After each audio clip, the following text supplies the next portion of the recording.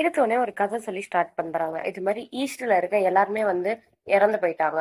1, 2 spirit மட்டும் தப்பிச்சு, அவங்க கல்டிவேஷன் பண்ணி, அவங்க பெரிய ஆள் ஆயிருக்காங்க. அப்படின்னு சொல்லிட்டு இது மாதிரி காட்டுறாங்க. அப்போ ஒரு மரம், பெரிய மரம் காட்டுறாங்க.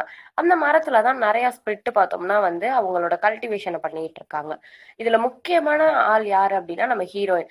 இவங்க தான் அந்த ஸ்பிரிட் லார்ட் அப்படின்ட்டே சொல்லலாம். இவங்க தான் ஃபர்ஸ்ட் எடுத்தோனே என்ட்ரி காட்டுறாங்க. இவங்க ஹீரோயின் ஒரு பெரிய ஆளு இந்த வேர்ல்டுலயே. அது மாதிரி தான் காட்டுறாங்க. அதுவும் இல்லாம அவங்க ஒரு குயின் மாதிரி காட்டிட்டு இருக்காங்க. நெக்ஸ்ட் பார்த்தோம்னா இது மாதிரி ஹீரோயின் கதையை சொல்லிட்டு இருக்காங்க. அப்ப சொல்றாங்க ஹீரோயின் எவ்வளவு பெரிய ஆளா இருந்தாலும் அவங்களுக்கு அந்த 5 சென்ஸ் கிடையாது. இப்ப அவங்களுக்கு குளிர், நெருப்பு எவ்வளவு இருந்தாலும் அவங்களுக்கு அது தெரியாது. அப்புறம் உங்களுக்கு கலர்ஸ் தெரியாது, உங்களுக்கு டேஸ்ட் தெரியாது.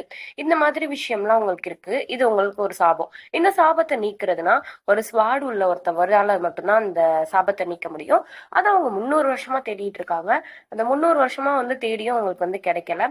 இதனால அவங்க ஃபுல்லா எவ்வளவோ இடத்துல தேடி பார்த்துமே கிடைக்கல. இங்க ஒரு இடத்துல வார் நடந்துகிட்டு இருக்கு. அப்ப அவங்க போயிட்டு அந்த இடத்துல ஃபுல்லா பாத்துட்டு இருக்காங்க. அப்ப கூட உங்களுக்கு பிளாக்கா தான் தெரியுது. அப்போ ஒருத்தவர் என் பையனை காப்பாத்துங்க அப்படின்னு சொல்றாரு. உன் பையனை காப்பாத்தணும்னா உன்னோட கல்டிவேஷனை நான் எடுத்துக்குவேன் அப்படின்னு சொல்றாங்க. சரி, ஓகே அப்படின்னு சொல்லிட்டு அவங்க, ஏன்னா அவர் இறந்து போறாரு, அந்த கல்டிவேஷனை எடுத்துட்டு அவங்க பையனை காப்பாத்துறாங்க.